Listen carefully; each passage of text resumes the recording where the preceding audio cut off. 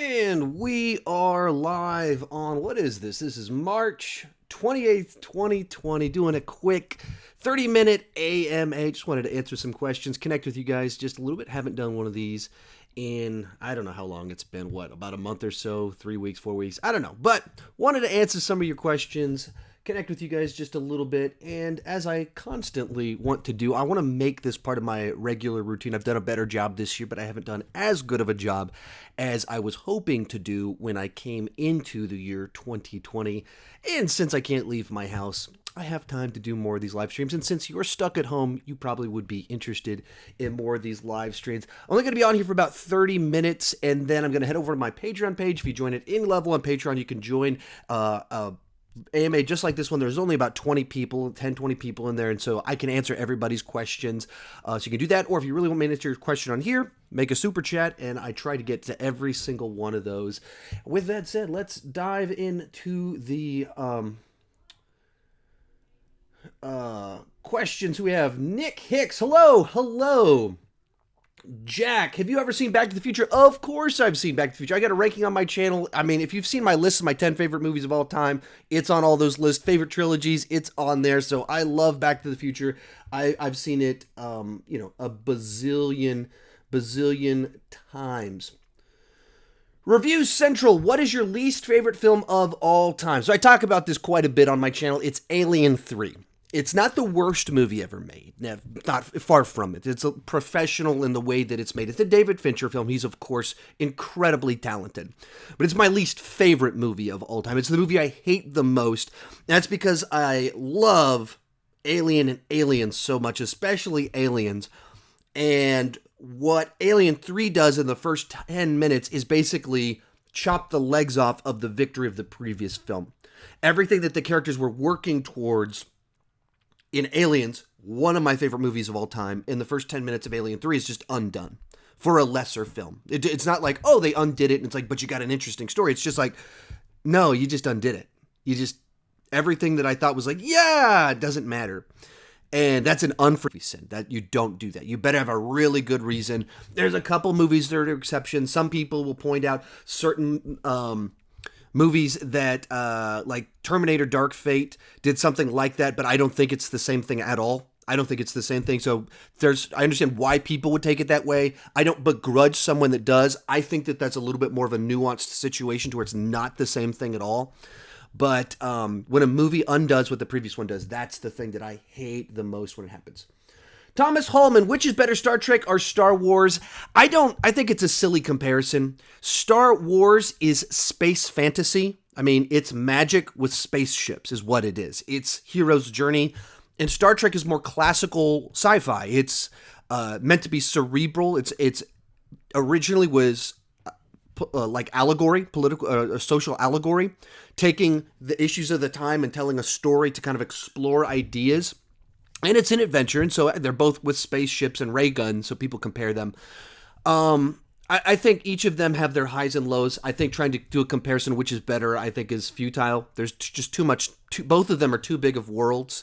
Like, you could do a comparison of, is the movies or television better? Or, excuse me, are the movies from which one better? Is the TV of which one better? You could do stuff like that. But just say, is Star Trek or Star Wars better? I think it's kind of disrespectful to both, because both have done some things that are excellent and both have made some mistakes along the way. And both of them are far from perfect. Both of them are quite prolific. Both of them are very old. And so I absolutely kind of reject the question. I don't pick which one is better at all. I just don't do that. Over in the Super Chats, thank you so much. We got JL Productions' favorite movie trailer of all time. Favorite movie trailer of all time, some great ones. Phantom Menace was just kind of one of these ones. Maybe it was just the magic of a new Star Wars trailer. That was incredible. Man of Steel, fantastic trailer. What are some ones that are really cool? I watched the Dark Knight Rises trailer on loop forever. I just watched that one constantly. Got pretty amped up by Batman v Superman. It's a little bit tricky because a lot of these ones I'm amped up because I was already excited for the project. So it's a little bit tricky because of that. But so trying to think of one that was like a Actually, one that people don't talk about much, but Iron Man, the first Iron Man, it's still kind of the nerd genre, but Iron Man was not an A-list character. Iron Man was not who he is today. Like today, Iron Man's the biggest superhero because of Robert Downey Jr., because of the MCU. He was like C-plus level comic book characters to the general public. People that my wife didn't have a clue who he was. And that trailer for that movie was just so good that it catapulted the movie to making $100 million opening weekend, which is crazy at that time. Like now it's like, of course, Iron Man will open over $100 million. But they did it back when it was unlikely that would happen. So that's another great one. Xander Zahali, are you excited for the new Scream movie? Yeah, they brought. Didn't they get the people that did Ready or Not? I rewatched Ready or Not this week, and so I think that's a great fit. I want to know the pitch. I want to see the trailer. I mean, there's a lot of disclaimers on that, but I love the Scream franchise. And if they don't just do it again, I think that was the problem with Scream 4 is that they did in the year, 2011, the same thing they were doing in the late or mid 90s, and you can't do that. The genre had changed, and so if the kind of the fresh blood they're bringing in is a new celebration and critique of the horror genre like the first Scream was, except in light of where we're at with the horror genre now, I'm absolutely on board with that. Robert C. Bethune with a super chat. Thank you so much. Which celebrity do you think you could beat in a fight? Which celebrity do you think that you could beat in a fight? Okay, so I'm 6'1", 215 pounds. And Hollywood is kind of famous for a lot of these leading men being like 5'7" and 160 pounds. So by default, I'm pretty sure that you just walk through a bunch of kind of the classic action heroes. I think I got a good chance against them. So even Tom Cruise, now he's almost 60 years old. But you even take Tom Cruise, Mission Impossible 2, rock climbing Tom Cruise. I'm going to tower over him. I've got the reach advantage, and I'm probably way stronger than he ever was in his lifetime. So Tom Cruise is going down. Michael Keaton, my Batman from growing up, he's always like 5'7", 5'8", 5'9", 160 pounds. Michael Keaton's going down. And this is even, once again, Batman Michael Keaton. He's going down. Robert Pattinson, the new Batman, I know he's been hitting the gym. He's just got a lean build. He's not a big guy. I think that Batman is going down.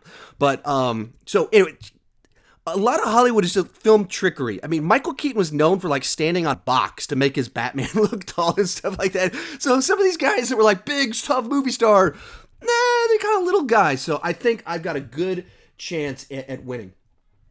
Danny K, rate Once Upon a Time in Hollywood. So I have a review on my channel, and I've got a ranking of the Tarantino movies. So you can get my elaborate, longer version of it. If I'm going to score Once Upon a Time in Hollywood, I think I went with an A-.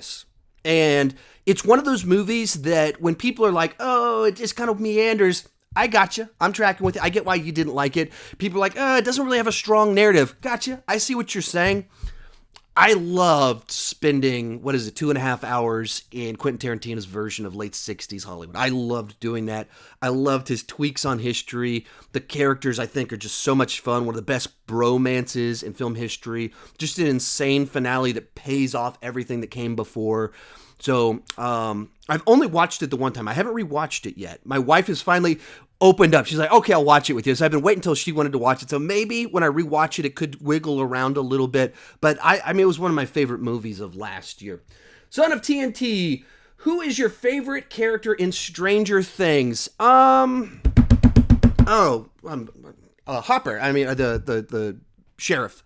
Just, it's one of those shows that, by the nature of it, if you're probably younger, you resonate more towards the teenage kids, and if you're an adult, you resonate a little bit more with the adult characters. It's the nature of it. And so, kind of as this, I'm always fascinated by stories of kind of broken characters who discover their potential. I love that stuff, where someone that they've got a lot of baggage, they got a long history, and then through the course of a story discovered everything that was inside of them. And then you see that with the show, and becomes the better version of himself and softens over the 3 seasons. But he's still kind of got that gruffness. He's the one that is my favorite of the bunch.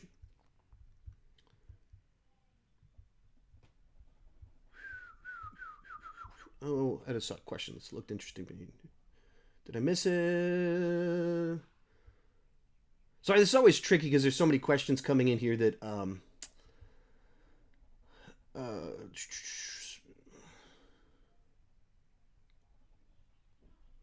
sorry, trying to find a good question. Ryan Huffman, are you going to watch Green Arrow and the Canaries? I'll give it a try. I'm pretty burned out on Arrowverse right now. People keep asking, what do I think about Flash, the current season? I haven't watched any of the Flash since the crossover. Between the crossover and then the finale of Arrow, I'm pretty burned out. I'll finish Flash by the end of the season, rank the seasons. I'll do some content on it, but I just really feeling drained by the whole thing. Adopted Lobster, when is the Dalton ranking coming out? It'll be in September. It'll be October. It's not going to be now. They pushed the movie back, so I'm pushing the rankings back. The whole point of those rankings is to build up to the release. So if I drop it now, it's 6 months before the movie. I'm not gonna, I don't want to space the videos out so much that they kind of lose traction. I did that with Connery. Obviously, that's the I can't undo the past, or but it's coming. But it's going to be much closer to the actual release.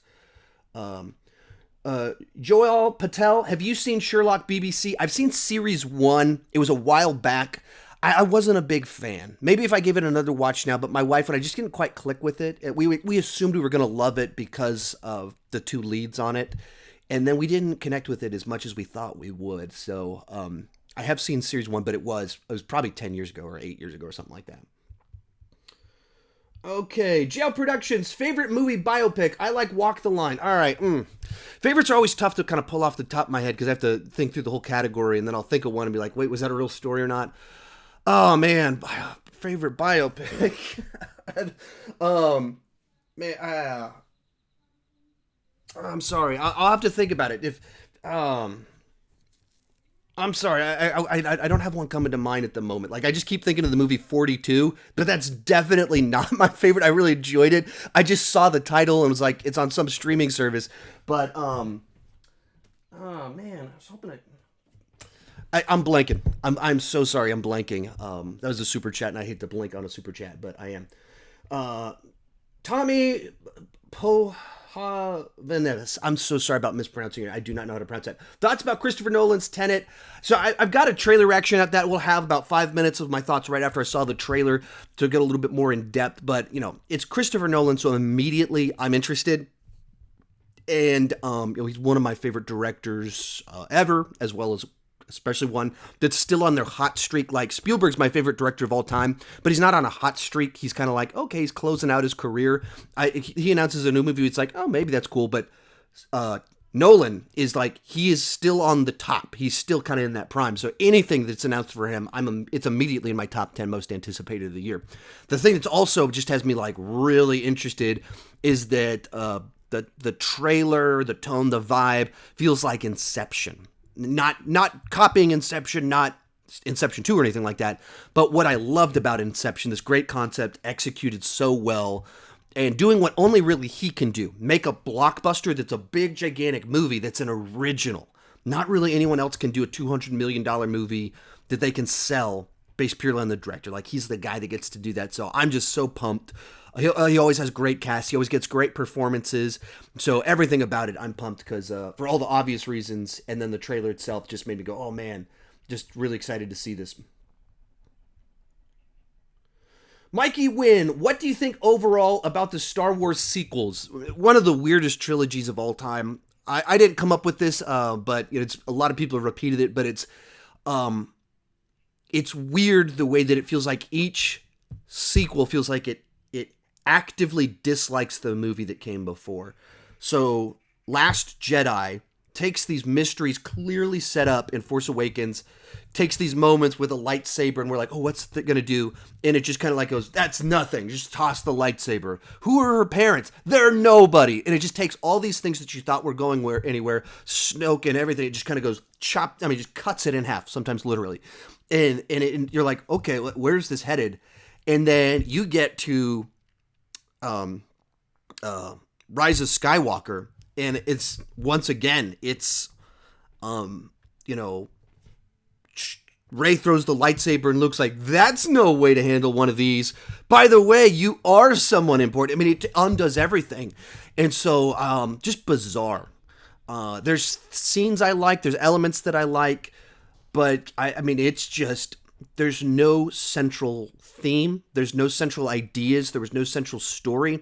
For all the faults of the prequels and dropping in an hour and 15 minutes, how to fix the Phantom Menace. I've been thinking about it. An hour and 15 minutes from now, my next video is dropping, how to fix the Phantom Menace. For all the faults, George Lucas knew exactly what he wanted to communicate. He knew the story he wanted to tell, themes about politics and all sorts of stuff. Were those good ideas? Maybe not. Was the execution faulty? Absolutely. But there were clear themes and a clear story. There was a clear arc. And there's just none of that. There's just none of it at all with the sequels. And it's just, like, how did that happen? How did the story group or whatever not do a much better job coming up with something that was consistent and not being reactionary? And it's especially weird because you know they're both under the umbrella of Disney. And in the same year, Kevin Feige and Russo's just knock it out of the park. Consistency pays off everything. Building up for over 10 years, just nailed it. And then Star Wars, 3 movies, total fumble. And I enjoy, like, I still enjoy Rise of Skywalker, but it's just a big fumble. Random movie reviews. Thank you so much for the super chat. You should make a top 10 disease outbreak movies. So, I don't know if there are 10 disease outbreak movies. I can look into it to see if there are obviously people that's on their minds. Anytime it's like a top 10, to do a top 10, I have to watch over 10 movies to do that. And so then I might be able to do like a top 3, because then I could figure out what the big 5 are, watch the big 5, and then pick the top 3. So that you have to think through it, like, what's the practical way for this to happen with integrity? But so, it's on my mind. I don't know if I can convince my wife to watch movies like that right now. That's the other problem with an idea like that. Levi Turner, would you collaborate with Chris Stuckman? Of course I would. Of course I would. I've been watching his stuff, 7, 8, 9 years. I don't know how long, but a long time. Absolutely have respected him. You can look at my set. Clearly, I've taken some inspiration in there. I met him at Fantastic Fest 6 months ago. Got to talk with him for about 20 minutes. We watched a movie called VFW together. Real nice guy. He actually bought my drink. Like, I ordered a drink and he's like, hey, just put that on my tab. And so, I had a real good conversation with him. I don't know if anything will come of this. I have reached out to him about having him on my channel to interview him, and he was very positive. And that was in December, but he's like, yeah, but not now. I'm prepping a movie. I'm just telling everybody no right now. Contact me in March. We're in March, and we can probably make something happen. So, and now I have a podcast, so I have a platform to do it. And so I haven't re-emailed him yet. I will actually next week. So hopefully something will happen. Maybe it will, maybe it won't. Maybe scheduling doesn't work out. It's very much on my mind. And when I've spoken to him, he's been positive about it. And I don't know if I should or shouldn't say this. Next week on the podcast, John Flickinger should be on. I've been talking with him. He should be on next week. I always get nervous that things will fall through because it seems like too good to be true. Like, I'm my blind blown that I think it's going to happen. But yeah, so he should be on next week, and I think that'll be out on Wednesday. We're recording it on Monday. So I'm trying to get some of the people that I've been watching for 8 years. I'm reaching out to them, and they've almost all been very positive about being on the podcast or being interviewed on my channel. So there you go. There's a little update on some stuff that's coming next week, literally for Flickinger, and then hopefully in April, maybe I don't know, maybe April Stuckman. That would be very cool. I mean, I'm still like that. I have an audience is still amazing to me because 5 years ago I was the guy watching all their channels. I was the guy watching movie fights on Screen Junkies, and then yesterday I interviewed the guy that composed the movie Warrior, and all these movies that I've been watching over the last 35 years. He's the composer, and I interviewed him yesterday. Like, my mind is still consistently blown that anyone cares what I have to say about stuff, and that I actually get opportunities like that. So. Anyway, there you go. There's a long answer to your question. It was actually kind of short. Absolutely, I would have Stuckman on. Allison Graham, Titanic and Avatar James Cameron editions. I don't know what that means, but if I was picking between Titanic and Avatar, I like Titanic. I like Titanic a lot more than I like Avatar. I think Avatar's just visually it's stunning. The story's just too much like a bunch of other movies, the jokes that everyone else has said many times before. So random. Can you rank the Kung Fu Panda movies? At some point in time, I will. Absolutely, at some point in time, I will. I just don't. I actually haven't seen all of them yet. Katie Jacoby, favorite Stranger Things season. I have a ranking on my channel. It has all my thoughts on it. You can check that out once this live stream is over. Richard Tyjahoff. I'm sorry if I mispronounced that. Would you like a Pirates of the Caribbean 6? I'd probably be more interested in just a total reboot. I think there's a lot of room for pirate movies. I rewatched the first one this week with my kids, and they were glued. They sometimes when we watch movies that are like that, they'll kind of lose interest about an hour in, or they'll get their toys. They just watched the whole thing and pumped about it. I mean, that's how good of a movie it is that my 6 and 7-year-old, 17 years old, just had a ton of fun with it. There's so much potential for that. I don't want Johnny Depp back. I'd much rather 3-4 years from now, by the 20-year mark for when the original came out, that's a reasonable time to reboot a pirate franchise, and do something new and different with it. Xay Beast Studios, thoughts on Shallows 2016? I actually haven't seen it, unfortunately. My wife loves shark movies, and so she went with her friends to go see it, and she doesn't really know it, but she's a big fan of Blake Lively. And she doesn't she'll always say wouldn't verbalize that. But anytime Blake Lively's in something, she always wants to watch it. And maybe that's just Blake Lively just happens to pick projects that interest her, but I think it's she's really likes Blake Lively, and my wife doesn't really know it. And so I actually haven't seen it. And the director I think is kind of interesting because it's not like he does these big concept movies, but the way that he does stuff and visualizes certain things, I think is kind of neat. I just haven't seen that one. I think we even own it. We just haven't done that rewatch, even though my wife loves shark movies. My wife likes Blake Lively. That just happens to be the shark movie that we have not rewatched yet. George Shafkarian. I'm so sorry if I mispronounced your name. Will you ever rank the Scorsese films? Always think about those with any ranking. To do a ranking like that, I have to watch all of them. So just play this out. He's been directing movies for 50 years. And he doesn't direct little quick 90-minute action movies. He directs these 2.5 hour, 3 hour, 3.5 hour big mobster stories, these big movies with massive arcs. So I think he's done 25 movies times 3. That's 60 to 75 hours of movie watching for one video. So why have I not done a Scorsese ranking? Why did I not do it back when The Irishman came out? It's because that's literally me spending 3 months for one video. That's not really my niche. It's not off. It's not off from what I do. I'm sure it would be a successful video, but it's not like people always say but Sean, you watched 58 Marvel movies for one video. Right, but I built my channel on Marvel. The Marvel movies are kind of what people subscribe to my channel from. The vast majority, when I say, hey, how'd you discover my channel? They say a Marvel ranking. That's my sweet spot, and I did it right after literally the biggest movie of all time came out. And so, there's not an equivalent to that with Scorsese. Whereas, with me, that Marvel ranking I did, that was so tied to my niche, that was so tied to a massive, iconic, big event film. And that's the thought process for me. Will I ever rank all the Scorsese movies? I just don't know. I really don't know. Because it seems like something I should do.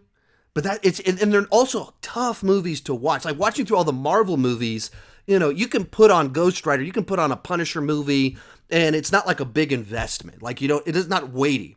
When you're watching these big, heavy, your Taxi Driver followed by Raging Bull, followed by King of Comedy, it's heavy stuff. That's why. It's tough. And I have kids, so I have to watch those after my kids go to bed. I can't,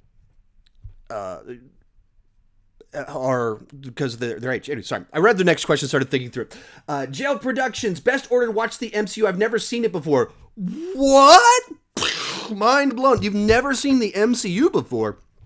Release order. Just the first time you watch it, you have to watch it in release order because that's the way they told the story. And so that's the way they constructed it to initially be seen.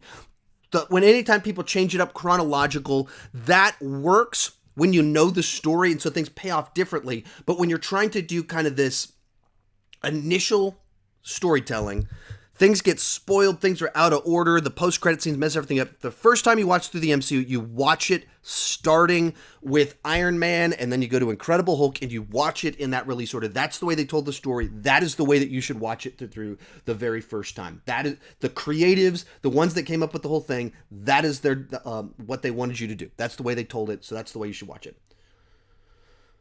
Hello, Gamera. Can you watch the Hobbit and Lord of the Ring movies? I have a ranking of all 6 of those films on my channel. It's out there. I have a ranking of the Lord of the Rings and Hobbit movies together. And it's, it's not even an ancient one. It's pretty old actually by now, but it's not. It's my current pacing of my videos. It's under 10 minutes. So it's out there. It's happened. Mateo Bekic. Best Harry Potter movie. The third one. Alfonso Cuarón. Why am I blanking on it? Not this one. Not this one. Why am I... You can tell I'm tired and off on my sleep scale. Prisoner of Azkaban. Prisoner of Azkaban. There we go. I can tell you the whole plot of the movie. Can't remember the title of the thing. Danny Boy 89. Do you like Ridley Scott as a director? I mean, yeah, I like Ridley Scott as a director. He's not one of my favorites. He's a little bit more artsy than I am. Like stuff like Blade Runner, that's not the way I'm wired.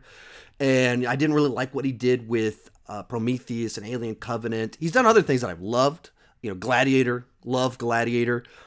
If anything, I probably like Tony Scott more than Ridley Scott. I think that's true. I've never done a side-by-side comparison, but Tony Scott is a little bit more in line with kind of this visceral kind of energy that he brings. That's more me than kind of Ridley Scott style. But I mean, of course I do like him.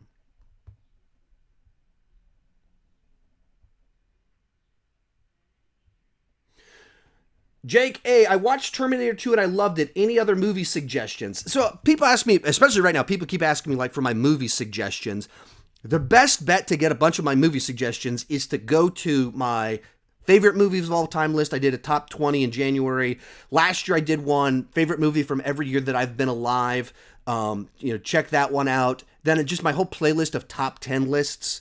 You just pick a genre, and then there'll be 10 movies that I like inside that, and top trilogies, and there's just a bunch of suggestions there. So if you want like sci-fi action, the other obvious one from kind of roughly that time period with some similar themes would be The Matrix. Very obvious one about robots, mankind, post-apocalyptic type things, got to play it into it. The Matrix is an obvious one to check out, but those are some of my playlists and stuff that would have some things that potentially would give you the answer that you are looking for. All right, I'm going to have to sign off in a couple minutes. I'm going to pick right back up over on Patreon. If you join at any level, you can join me for that live stream. And there's normally 10, 20 people in there, so I can answer everybody's questions. Like, I just sit around till everybody's questions are answered. So it's pretty cool. Let me see. Try and fly through. See if I can do quick questions. I'm not very good at answering quick questions quickly. It's one of my faults. I'm always long-winded. I missed the name of the person, but they asked, would I rank the Wes Anderson movies? I do plan to rank the Wes Anderson movies when his come out, because it's not like Scorsese, it's 25 movies, they're 3 hours long. Wes Anderson, it's more like 10 movies, and they're like 2 hours long. So I think I plan to do that. That is something I plan to do. Saul John, have you heard about Daredevil possibly being in Spider-Man 3? I don't believe it at all. That's sort of rumor mill stuff. I do not believe it. Bill Nerd, least favorite movie. I talked about it at the beginning of this. It's Alien 3. Like, I literally talked about it for a section. So whenever this goes into rebroadcast mode, it's, I think, the first question I answered on here. Jonas Diaz, have you ever considered watching or rewatching through the Walking Dead series? No, not really. I was an OG. I bought the season before it debuted off iTunes. It's the only series I think I've ever done that with. I rewatched season 1 of The Walking Dead on loop. I watched it like 5 times that first year. And then they got rid of Frank Darabont after season 1. Season 2 just kind of like really dragged. And then it felt like season 3 was doing the same stuff. And I just got burned out on it pretty quickly. So that's what happened. And I really haven't felt any sort of urge to go back to it. I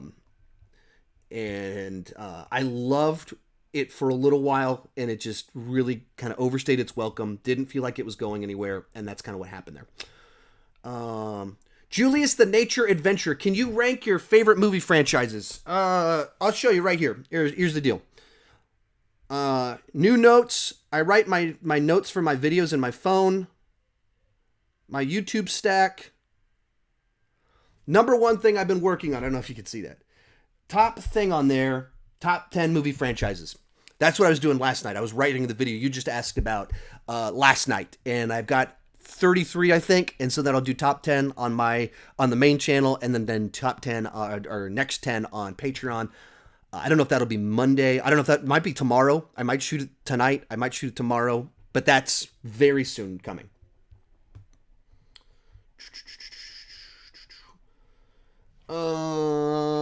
Charlie Paul, what is your favorite Alfred Hitchcock movie? I don't want to overstate it and be like I watch a ton of Hitchcock. Is it North by Northwest or whichever directional one? That one I always loved. But I haven't watched any Hitchcock in a long time, so I don't want to overstate any of that. Johnny Boy, do you feel the DCU is going to ever be as big as the MCU? No. Well, it's tough to say, because will they ever be as big as the MCU got? No. Could they pass the MCU? Possibly. They're on a nice streak right now of quality films, and the MCU's Phase 4 is experimental. There's a lot of potential for it to kind of move past it a little bit. Gamer Girl, do you think any of the Disney Plus exclusive stuff will be released on Blu-ray? I don't know. Man, I think that it seems like they're like having stuff that they're putting on these big box sets, and then it's on Disney Plus, and then they'll put some of them on some Blu-rays. So I think some of it will, yeah, a little bit. But man, it's tough. I hate the way they do that. They pass it around to all these different places. I'm trying to watch through the Marvel one-shots, these little 10-minute videos they did for the MCU during Phase 1 and Phase 2. And some of them are on Disney Plus and some of them aren't. And they're not even easy to find. They're like as special features. And so I do not like their strategies. I don't know if that was a helpful answer to it. Joel Patel, plan on to see any Indian movies? I'll tell you this. I keep getting asked about Bollywood. And just this past week, I believe last Sunday, I added War and 3 Idiots into my Netflix list to watch. That's not a promise, but that is to say that it's been on my mind. Now that I'm not going out to the movies, it's more likely. There's just so I'm pulled in a lot of directions. I get asked about that a lot. I think that'd be pretty cool if I could review a couple of those movies. It's on my mind. That is not a promise, but I am absolutely thinking about it. And War and 3 Idiots. War is one that I saw in the theater, or the big poster thing at the theater. Wanted to see it in the theater, and then I was out of town when it happened. And 3 Idiots is the one that everyone keeps recommending to me. Andrea wrote us, what is your favorite horror franchise? That is Scream.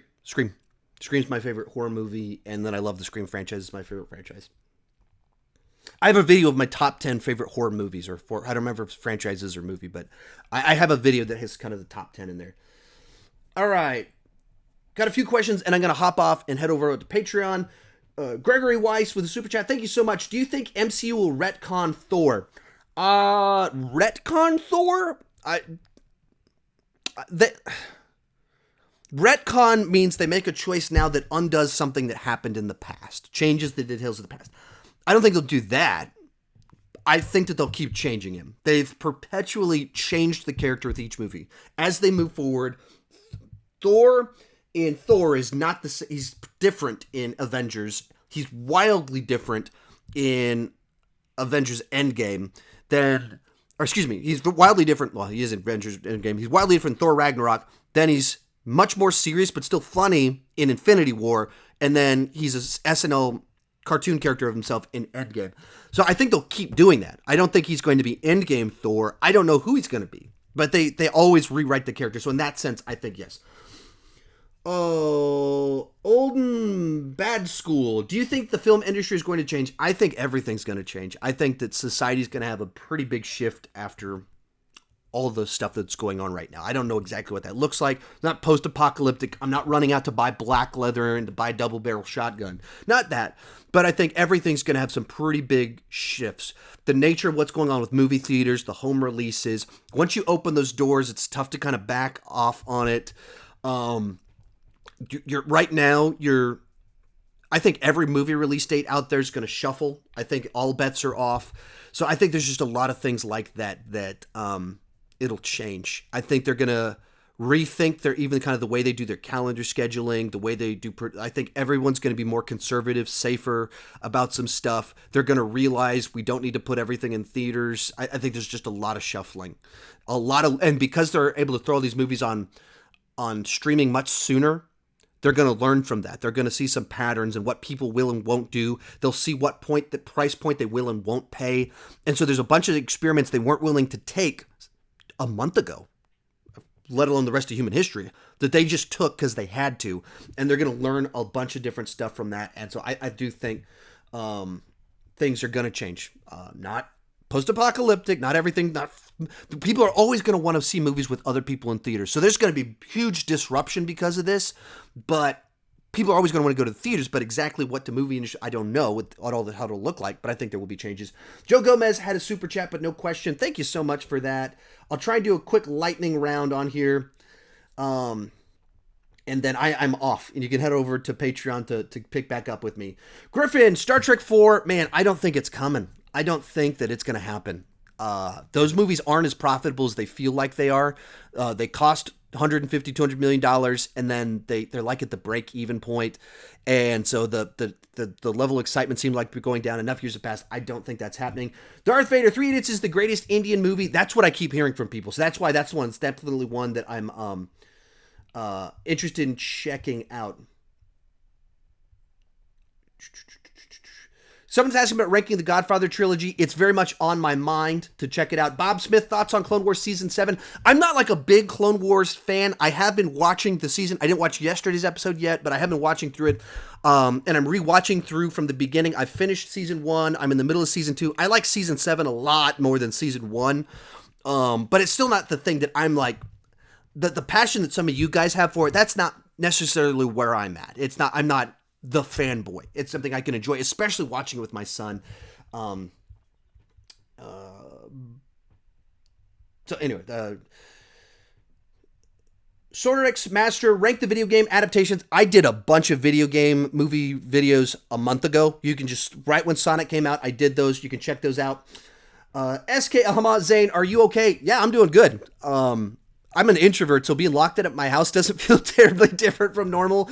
And, spend a lot of time with my kids. We're playing a lot of Uno. And I kind of enjoy, as scary as right now is, and with no movie releases and I'm a movie reviewer, I enjoy that I'm getting to experiment.